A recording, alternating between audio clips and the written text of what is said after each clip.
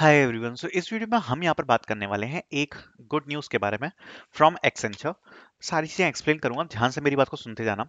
अभी आप लोगों को पता होगा, मैंने एक्सेंचर की एक वीडियो अपलोड करी थी जिसमें मैंने स्टेप बाय स्टेप एक्सेंचर का जो रजिस्ट्रेशन था वो मैंने आप लोगों को शो किया था। उस वीडियो के अंदर मैंने पूरी जो एप्लीकेशन फिल करी है वो आपके सामने ही फिल करी है, और मैंने आप लोगों को बोला था कि मुझे तो पता भी नहीं है कि एक्सेप्ट होगी रिजेक्ट होगी जो भी है। उसके बाद क्या हुआ कि मुझे आइडेंटिटी वेरिफिकेशन का मेल आया। तो मैंने आइडेंटिटी वेरिफिकेशन का मेल इसलिए आया क्योंकि जो पैन कार्ड में डेट ऑफ बर्थ थी वो अलग थी, यहाँ पर जो मैंने पुट करी थी उससे। हो सकता है आप में से काफी सारे बच्चों को आइडेंटिटी वेरिफिकेशन रिजेक्ट का मेल आया हो। उसके बाद मैंने रीसबमिट किया। अब देखो, एक चीज मैं बताना चाहूंगा जो कि गुड न्यूज है, वो मैं आपको बताता हूं। पहले मैं कॉन्टेक्स्ट पूरा बता देता हूं। मैंने उसमें 2022 ईयर पास आउट फिल किया था, 2022 ईयर पास आउट, ठीक है। सेम आईडी मैंने यूज करी थी जिससे मैं प्रीवियसली 3 या 4 बार अप्लाई कर चुका हूं एक्सेंचर में ऑलरेडी, ठीक है।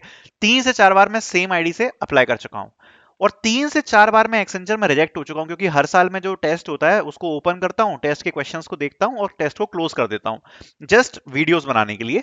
तो 3 से 4 बार मैं एक्सेंचर में रिजेक्ट भी हो चुका हूं, 3 से 4 बार मैंने अप्लाई किया है सेम ही आईडी से, और आईडी भी सेम थी, और 2022 ईयर मैंने फिल किया है। अब आप देखो आज मुझे क्या मेल रिसीव हुआ है। That's congratulation, you have move ahead in our recruitment process. अगर आप देख सकते हो तो असेसमेंट की जो स्टेजेस हैं वो आप देख सकते हो, behaviour, cognitive assessment, technical assessment, coding assessment, communication assessment mentioned है। Congratulation, you are advance to the next stage for the hiring process. तो ये मेल मुझे रिसीव हो गया है। अब इसके बहुत सारे मतलब हैं और इससे बहुत सारी चीजें कनेक्टेड हैं, वो बात को ध्यान से सुनते जाना। पहली बात, बहुत सारे बच्चे हैं जो अभी वेट कर रहे हैं एक्सेंचर के टेस्ट का।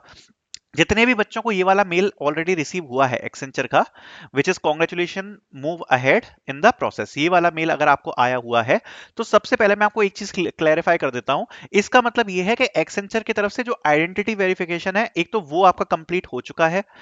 एक्सेंचर की तरफ से जो शॉर्ट लिस्टिंग प्रोसेस है वो भी आपकी हो चुकी है कंप्लीट, आप एलिजिबिलिटी क्राइटेरिया में मैच कर रहे हो। अब जस्ट आपको क्या करना है, वेट करना है। और वेट किसके लिए करना है आपको? आपको वेट करना है आपके असेसमेंट के लिए। अब ये जो असेसमेंट है ये मल्टीपल फेजेस में हो सकता है। देखो, जिस हिसाब से एक्सेंचर का फर्स्ट फेज आया है उस हिसाब से देखने पर लग रहा है कि इसमें शायद 4 to 5 फेज आराम से हो सकते हैं। एंड ये फेज हो सकता है 15 दिन के गैप में हो या 20 दिन के गैप में हो, ऐसा कुछ हो सकता है। तो 15 से 20 दिन आप मान के चल रहे हैं एक एवरेज, तो आप ये मान के चलो कि नेक्स्ट 3 मंथ्स तो प्रोसेस चलती ही रहेगी।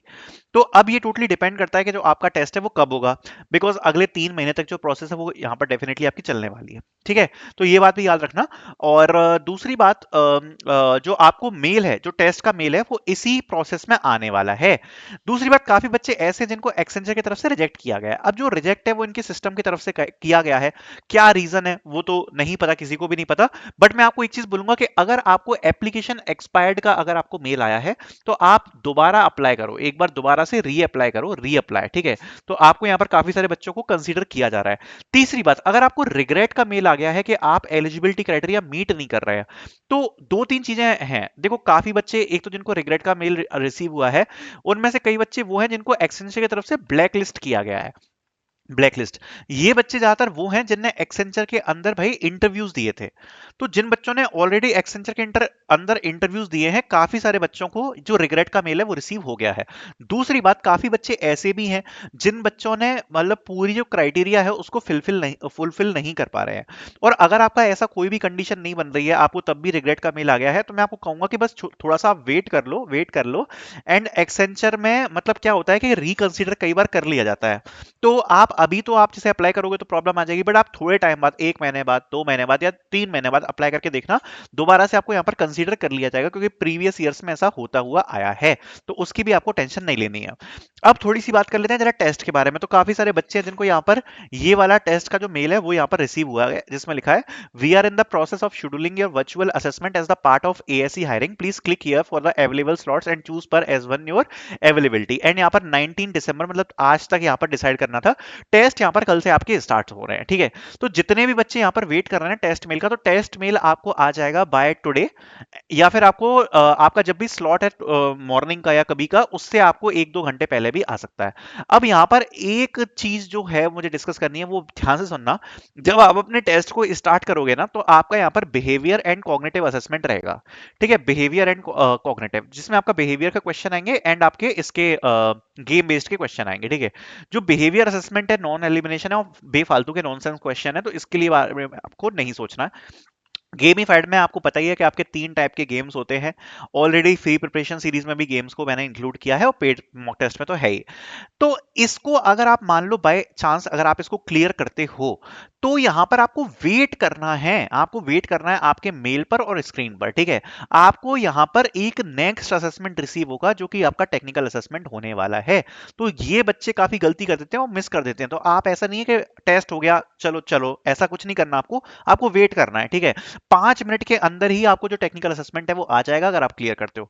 अगेन जब आप टेक्निकल असेसमेंट क्लियर करोगे तो आपको 5 मिनट के अंदर ही कोडिंग असेसमेंट आ जाएगा अगर आप क्लियर करते हो तो। और ये सबके साथ होता है, मतलब जो भी बच्चे क्लियर करते चले जाते हैं।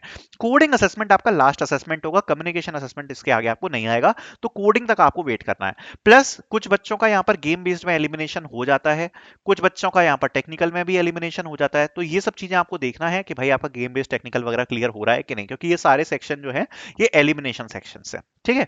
बाकी अगर आप प्रिपेयर करना चाहते हो, अगर आपके पास कम टाइम है, तो आपको मॉक टेस्ट की लिंक डिस्क्रिप्शन में मिल जाएगी, जिसमें जो पूरा का पूरा कोर्स है वो यहाँ पर अपडेटेड है, ठीक है। आप देख सकते हो इसमें गेम बेस्ड असेसमेंट पूरा इंक्लूडेड है, टेक्निकल हमने असेसमेंट के जो पेपर है वो विद सॉल्यूशन इंक्लूड कर रखा है। बाकी कोडिंग सेट्स वगैरह है, सिमिलर क्वेश्चन जो एक्सेंचर पूछती है वो आपको इसमें सारे मिल जाएंगे। प्रीवियस ईयर कोडिंग असेसमेंट के लिए यहाँ पर हमने पूरी की पूरी यहाँ पर जो शीट है वो प्रोवाइड करा रखी है। तो ये आप देख सकते हो, एसक्यूएल के लिए अलग से शीट प्रोवाइड करा रखी है, मॉक टेस्ट है काफी सारे, और जो पूरा प्रीवियस सेट है वो सॉल्यूशन के साथ अवेलेबल है, सब कुछ अवेलेबल है। तो लिंक आपको डिस्क्रिप्शन में मिल जाएगी इसकी। And thank you so much for watching this video.